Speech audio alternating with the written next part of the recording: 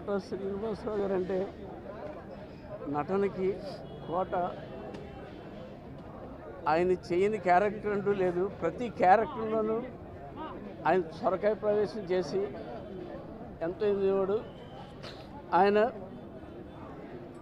నేను తొలిముద్దు అనే సినిమా నుంచి మా ప్రయాణం, నేను ఒక నటుడిగా కాకుండా వాళ్ళ ఇంట్లో ఫ్యామిలీ మెంబర్గా, నన్ను తమ్ముడిగా చూసేవాడు. అసలు నటుడు అనేవాడు నవరసాలు పోషించడం చాలా కష్టం. కానీ ఈయన నవరసాలు పోషించి మెప్పు పొంది పద్మశ్రీ బిరుదు తీసుకుని, ఆయన ప్రతి నటుడికి ఒక బాధ ఉంటుంది, కానీ ఒక తండ్రిగా ఎదిగిన కొడుకు పోయిన బాధని గుండెల్లో పెట్టుకుని ఆయన పాత్రలు న్యాయం చేకూర్చి కుటుంబం కోసం చాలా కష్టపడ్డాడు. అయితే ఈరోజు ఆయన ప్రతి వారానికి ఒకసారైనా నాకు ఫోన్ చేసి రే రాజు రా అంటే వెళ్ళి మాట్లాడేవాడిని.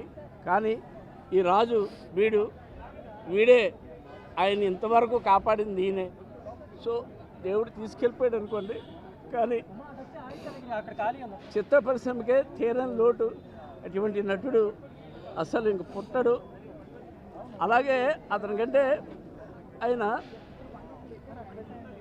పక్క ఆర్టిస్ట్ కూడా ఒరే ఇలా చేయాలరా, అలా చేయాలరా, ఆ డైలాగు కొంచెం ఇక్కడ నొక్కాలరా అని చెప్పి అవన్నీ కూడా ఎంకరేజ్ చేసే మనస్తత్వం ఉన్న మంచి మనిషి. సో ఆయన ఆత్మకి శాంతి కలగాలని ఆ భగవంతుని ప్రార్థిస్తున్నాను.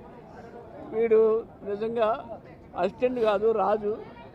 ఎవరో అంత ఇదిగా చూడరు, అంత ఇదిగా వీడు ఇంతవరకు ఆయన బతికాడంటే ఈ వాళ్ళండి. నమస్కారం.